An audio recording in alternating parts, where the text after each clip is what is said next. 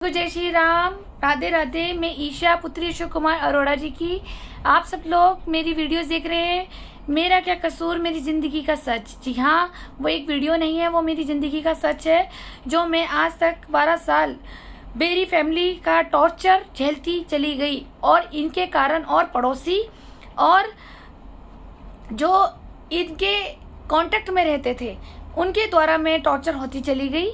मैं अपनी ज़िंदगी का सच इसलिए डाल रही हूँ क्योंकि इन लोगों ने मेरे को बहुत मुश्किलों में डाला है और मुझे बहुत मानसिक प्रताड़ना करी है इन लोगों ने, जिसमें अब मुझे अपनी जान का खतरा है, मेरी बहन का और मेरे हस्बैंड का।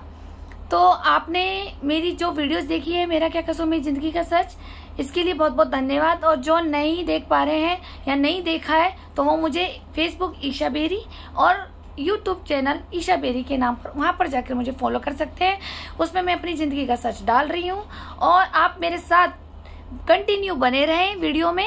मैं इनके एक एक राज बेरी परिवार के डालूंगी, जो जो इनकी सच्चाइयाँ मुझे पता थी, जो समाज को नहीं पता था।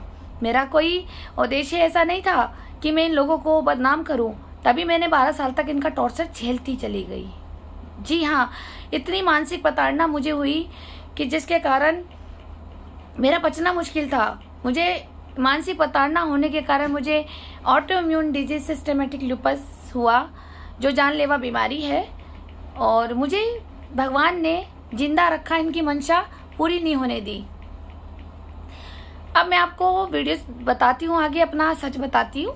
आपने लास्ट वीडियो मेरी देखी होगी कि 2013 नया साल जनवरी, उसमें आपने लास्ट वीडियो देखी होगी। जिन्होंने नहीं देखी वो जा करके देख सकते हैं। आज की वीडियोस उसके आगे से है। 13 जनवरी लोहरी। जी हाँ, ये पंजाबियों का बहुत फेमस त्योहार होता है, आप लोग जानते हैं। जो लोग इंटरेस्टेड है वो इस वीडियोस को सुन सकते हैं, ज़्यादा महत्वपूर्ण कहानी इसमें नहीं है। जिनको सुनना है वो सुन सकते हैं, उनके लिए थैंक यू।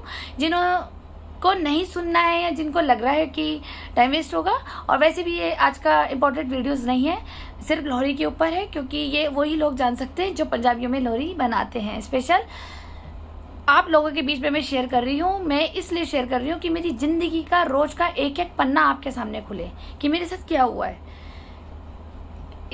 लोहरी आ गई, पंजाबियों का बहुत महत्वपूर्ण त्योहार होता है। हमें तो ये पता था कि मेरी सास सारे रिश्तेदारों को इनवाइट करेगी, खाना होगा, फंक्शन होता है काफ़ी अच्छा, और ढोल बजेंगे, पड़ोसी आएंगे, डांस करेंगे और खूब मज़े से फुल्लियाँ और रेबड़ी मक्की खाएंगे और धूम मचाएंगे। जी हाँ, लोहरी ऐसी होती है। लेकिन मेरे सारे अरमान तोड़ दिए इन लोगों ने। इन लोगों ने इतने सारे अरमान मेरे तोड़े कि जब लोहरी वाले दिन ये गौरव बेरी जी के बच्चे जो छुट्टियां बिताने आए थे और जिनके द्वारा मुझे एक मानसिक प्रताड़ना दी गई थी कि इसको टॉर्चर करे बच्चे, तो ये लोहरी वाले दिन खड़खड़ी उनके घर में छोड़ आई, क्योंकि बच्चों का त्योहार था तो अपने पापा के घर ही बनाते। वो चले गए थे, मैं थी। तो उसके बाद मैं लोहरी वाले दिन अपने हस्बैंड के साथ मार्केट जा करके लोहरी का सामान लेके आई, और मैंने कुछ जो इन्होंने लेना था अपना वो तो इन्होंने लिया ही लिया, लेकिन जो मेरे पापा की तरफ से शगुन बनता है तो वो मैंने जिम्मेदारी पूरी निभाई। नहीं तो मैं कारण भी बना सकती थी, जब मेरे पापा जिंदा नहीं है, मम्मी बीमार है, तो कौन देने आएगा। तो मैंने सामान लिया, मूंगफली, रेवड़ी, मक्की, गजक, जो एक गिफ्ट देते हैं ससुराल वालों को मायके की तरफ से, और मैंने अपनी सास के कपड़े रखे और किसी के नहीं रखे। जी हाँ, मैंने किसी के नहीं रखे, अपनी सास के कपड़े रखे और मिठाई का डब्बा रखा मैंने। 1-1 किलो के मैं बीकानेर से मिठाई के डब्बे भी लेके आई थी, क्योंकि मेरी पहली लोहरी थी। अपनी सासू माँ के लिए, और एक राहुल बेरी जी के लिए, एक गौरव बेरी जी के लिए, और एक डब्बा हमने नीचे जो हमारे खास किराएदार थे मम्मी जी के, इनके बारे में भी आपको बताया जाएगा। बड़े इंटरेस्टेड कहानियाँ इनकी भी, तो मैं बताऊंगी कि इन लोगों का व्यवहार हम लोगों के साथ कैसा था। तो उनके लिए भी एक डिब्बा लाना पड़ा, लेकिन क्योंकि वो मुझे शगुन दिया था उसने, तो इसलिए उसका भी डब्बा हमने बनाया था। और एक डब्बा सास का हो गया, एक डब्बा राहुल बेरी जी का हो गया, एक डब्बा गौरव बेरी जी का हो गया, क्योंकि वहाँ डैडी भी रहते थे, एक डब्बा नीचे किराएदारनी का हो गया, और एक डब्बा हमने सोचा था कि लोहरी बहुत धूमधाम से बनाएगी तो खास लोगों को ही मुंह मीठा करा देगी। फिर क्या हुआ, मेरे सारे पानी फिर गया। मैं घर आई, सामान लेके आई, मैंने मम्मी जी को वो 5 डब्बे और रेबड़ी, मूंगफली, गजक, पट्टी सब मैंने इकट्ठा दिया और मम्मी का सूट दिया और उसमें मैंने 11,000 शगुन रख के दिए। जी हाँ, लोहड़ी पे मैंने 11,000 शगुन रख के दिए। सॉरी थोड़ा मेरा गला ठीक नहीं है, मैंने ठंडा पी रखा था इसलिए। तो फिर क्या हुआ, मैंने मम्मी को बोला कि आप एक एक डब्बा अपनी तरफ से दे देना और कितना कितना प्रसाद आपने लगाना है उनको दे देना, और बाकी 11,000 है, बाकी आपकी इच्छा है आप कितना देते हो फैमिली में, बड़े भैया और छोटे भैया को, कि 11,000 बहुत है भाई, अगर 2100 भी देगी दोनों फैमिली को तो हो जाएगा काम। मैंने कहा तो मैं इतना ही दूंगी। तो इसने उस वक्त तो रख लिया। रात हो गई, रात को देखो कोई फंक्शन नहीं, मैंने सोचा ढोल बजेगा, पहली लोहड़ी है, बम पटाखे बजेंगे, डांस करेंगे, पड़ोसी आएंगे, कोई अरेंजमेंट नहीं था। मैं घर का काम कर रही थी, जैसे मैं काम वाली बाई हूँ, काम कर रही थी। और इसने उस दिन कुछ भी मुझे कोई शाही खाना भी बनाने नहीं दिया, सिर्फ छोले चावल बनवाए कि भैया यही खा लो, कोई त्योहार है। मुझे लगता था कि त्योहार है तो कुछ अच्छा सा बनना चाहिए, 3-4 आइटम बननी चाहिए। मुझे अपनी ना जो एक फीलिंग होती है वो भी मैं शेयर नहीं कर सकती थी इन लोगों के साथ, मेरे हस्बैंड भी और जो ये हैं मेरी सासू माँ। मेरे हस्बैंड भी शुरू में मैंने बताया ना कि इनके पक्ष में ही थे ये सबके सब, मैं नहीं समझ पाई। तभी तो मैं बोलती हूँ पुलिस को कि आप जांच कीजिए कि मेरे हस्बैंड भी मेरे पक्ष में नहीं रहते थे।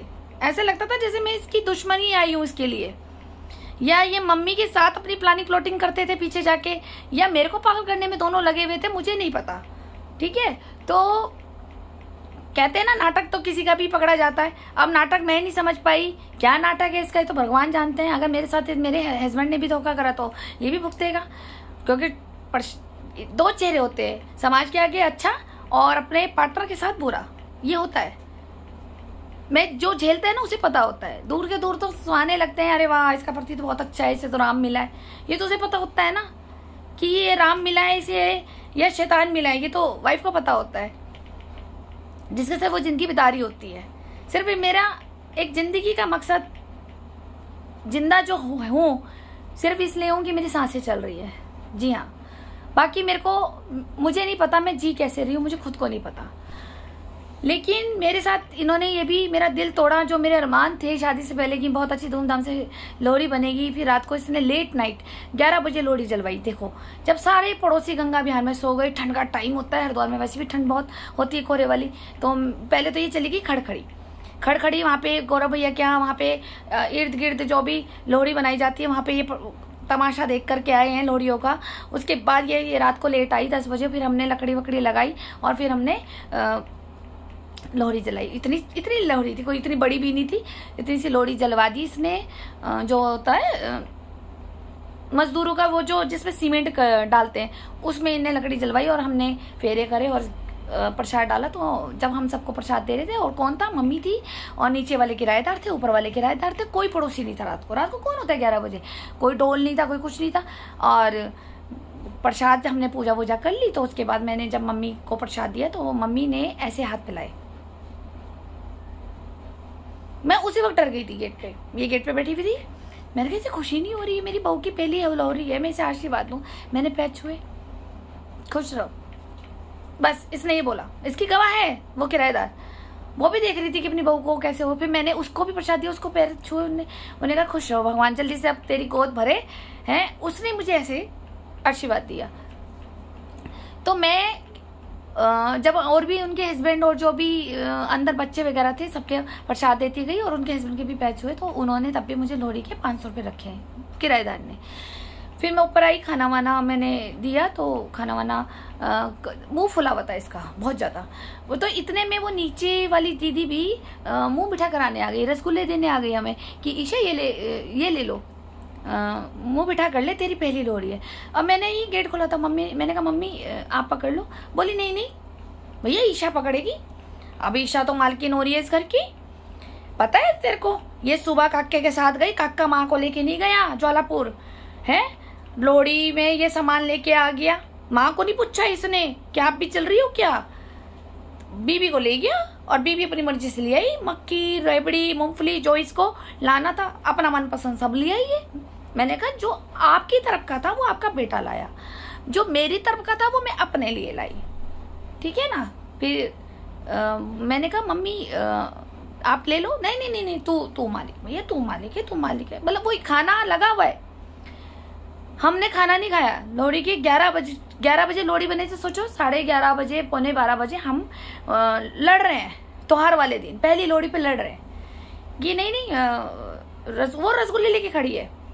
और उन्होंने कहा कि आंटी पकड़ लो, मुझे नीचे भी जाना है, मुझे भी इसके पापा को खाना वाना देना है। नहीं नहीं पकड़ ले, इसे पकड़ ले। मुझे इतना डर हो रहा था कि अगर मैंने पकड़ लिया तो आज तो बहुत आफत है, तो सोने नहीं देगी पूरी रात, लड़ने की इसकी आदत है। ठीक है भैया, अब तो ये मालकिन है। ओ काके सुन, काका यानी मेरे हस्बैंड, ओ काके भैया ये पकड़ लेगी तो मालिक है। भैया तुम दोनों मालिक हो, माँ कौन है, माँ कौन है भैया, माँ कौन है। माँ को नहीं समझते बच्चे को। चुनने आंटी देखो कोई नहीं ले आई ईशा, तो क्या हो गया, अब तो ये बहू है, समझदार है आपकी बहू, सही सामान लाई, कोई खराब तो लाई नहीं। ना ना ना ना ना ना, अभी मरी ना मैं, अभी मरी ना, और मेरे जितने जी ये काम संभाल रही मेरा, तो भैया ये तो मेरे को जल्दी मारने में लगी भी, इस मकान की मालिक बनी। फिर भैया की मैंने कहा मम्मी आप बार बार ये ताना क्यों मारते हो मुझे, हैं। ठीक है, मेरा मोती बाजार में जो घर था वो हमने नए स्टाइल से नहीं बनाया था मेरे पिताजी ने, क्योंकि वो मेरे परदादा की निशानी थी।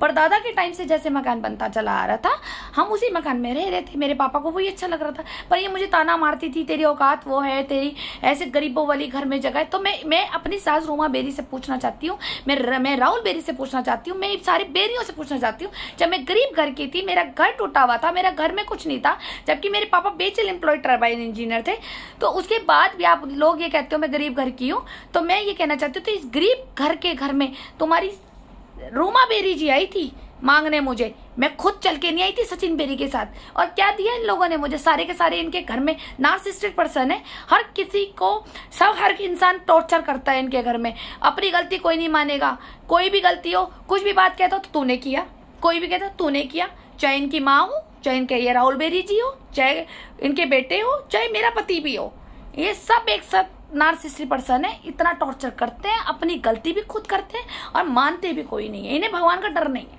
इन्हें नहीं है, ठीक। और अगर जब इनको भगवान की जब सजा मिलती है ना इनके कर्मों की, तो क्या कहते हैं, जब ये बीमार हो जाए, कुछ भी इस तरह से हो जाता है बंदे को, तो क्या कहते हैं, तूने जादू टोने कर दिया, अब हम भर रहे हैं अपने कर्मों की सजा ही भुगतते हैं कई बार, तो फिर क्या कहते हैं, इसने जादू टोना कर दिया हमारे ऊपर। तो ये कहानी ना इन लोगों के बीच में मैं रह के ना पक गई हूँ। कई बार तो ऐसा लगता है कि मैं आत्महत्या कर लूं, मैं इतनी टॉर्चर हूं इन लोगों से कि मन करता है कि मर जाऊं। लेकिन मैं आज तक जिंदा थी तो सिर्फ अपनी बहन हिमानी अरोड़ा के लिए, सिर्फ अपनी बहन हिमानी के लिए। अगर मेरी बहन मेरे ऊपर जिम्मेदारी नहीं होती, मेरे पापा मेरे ऊपर जिम्मेदारी नहीं छोड़ के जाते, तो मैं कब तक का आत्महत्या कर चुकी होती। और ये इतना मजबूर कर देते हैं बंदे को कि मैं जहर खा के मर जाऊं या फिर मैं गंगा जी में कूद जाऊं। ये इस तरह से मुझे टॉर्चर करते आए, सब मिलकर, सब ने अपने अपने तरीके से इन्होंने मेरे को टॉर्चर किया है, जो मैं मानसिक पताड़ना, फिर भी मैं हंसती रहती हूँ। मैं हंसू ना तो मैं बीमार हो रहा ज्यादा हो जाऊँ, मैं अपने आप को हिम्मत रखती हूँ, कोई बात नहीं, ये मेरी एक क्या बोलते हैं ना चेतावनी, वो है, उसको झेल रही हूँ। मैं नहीं समझ पाई अपने आप को। अब इस तरह से मैं टॉर्चर हो करके, सिर्फ मेरे माँ बाप भी नहीं है, अब बहन भी इन्होंने मेरे से छीन ली ताकि मैं रो रो के टूट जाऊं और खत्म हो जाऊं। इन्होंने मुंह बना रखा था लोहड़ी पे, इसलिए लोहड़ी क्यों खराब करी मैं भूल गई थी। मम्मी ने मुझे याद दिलाया, मेरी सास रूमा बेरी ने, कि तूने तो सगाई पे ये बोला था कि मैं तुम्हें कार दूंगी 10 लाख की। जी हाँ, गाड़ी 4 व्हीलर मांगी थी इसने मुझसे, और उसके लेकर पूरी रात कलेश हुआ, खाना भी नहीं खाया, लोहड़ी का प्रसाद तक मेरे मुंह में नहीं गया। इस औरत ने मुझे बोला कि तू 10 लाख की गाड़ी हमें दे। मैंने कहा कि मेरे पास अब पैसे नहीं है। क्यों? तेरी माँ की तो एफडी है। मैंने कहा तो मेरी माँ क्या गुरुद्वारे में रोटी खाएगी?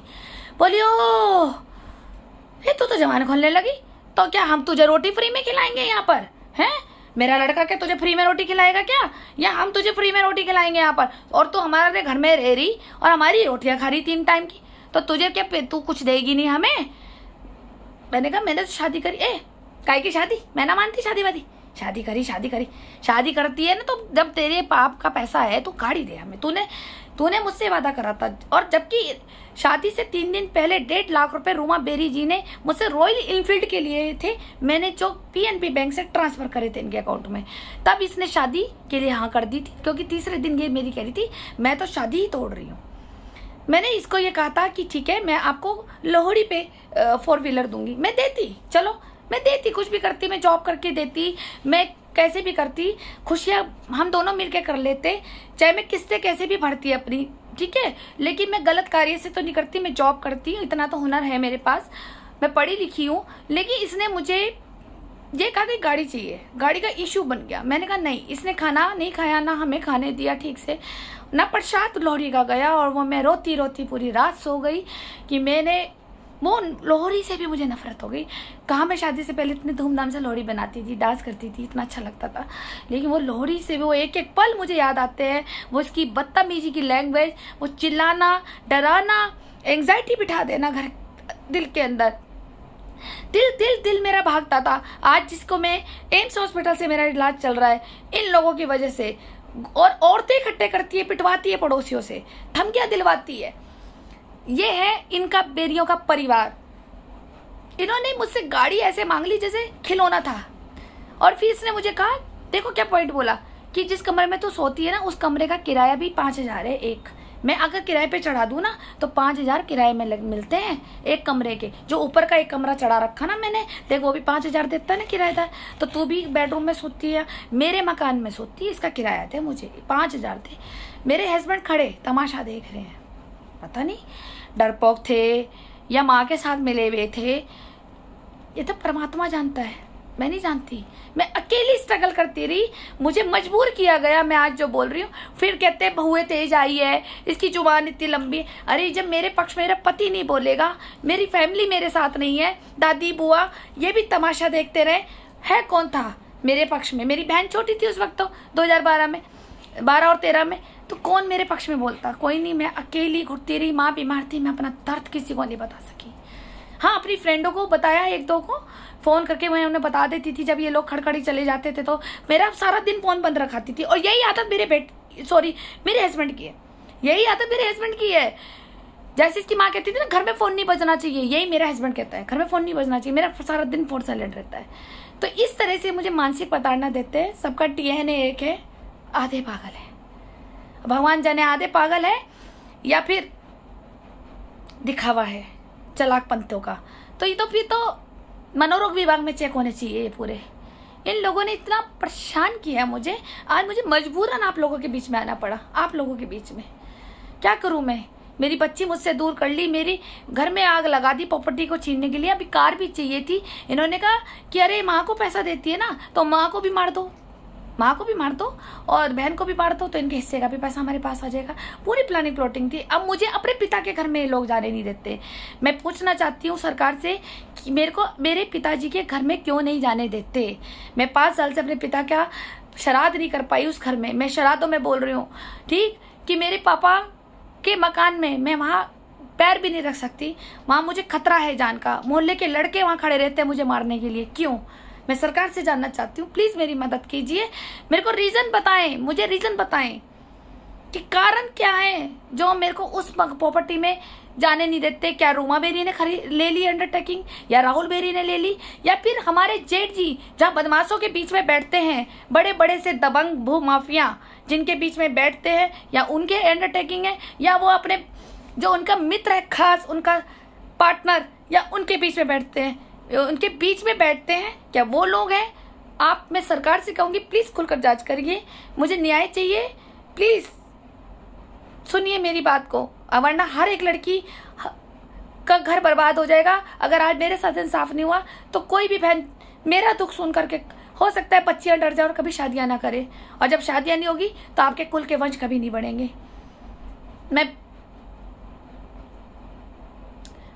आप मेरी मदद कीजिए, मैं सरकार से बस यही कहूंगी। धन्यवाद, आपने मुझे सुना। आप मेरे साथ बने रहिए, मैं इनकी और भी कहानियां बताऊंगी कि इनके घर में IPL भी खेला जाता था। जी हाँ, मैं नेक्स्ट बताऊंगी। मैं चैप्टर वाइज इसलिए चला रही हूँ कि मेरा एक एक पन्ना जिंदगी का आप लोगों को पता होना चाहिए। मैं अगर आगे पीछे स्टोरी कर दूंगी तो नहीं समझ आएगा, बल्कि ये इतनी इंपॉर्टेंट भी नहीं थी स्टोरी। बस यही था कि 10 लाख की गाड़ी मांगी गई और मेरी लोहड़ी इन्होंने खराब कर दी। अब मैं आगे बताती जाऊंगी, आपके चैप्टर भी खुलेंगे कि इनके घर में IPL भी खेला जाता था और इन्होंने कैसे कैसे क्या प्लानिंग करी। आप बने रहिए मेरे साथ, मेरी वीडियो देखते रहिए। और प्लीज़ मुझे सब आप अपना आशीर्वाद दीजिए ताकि मेरा इंसाफ हो सके। Thank you.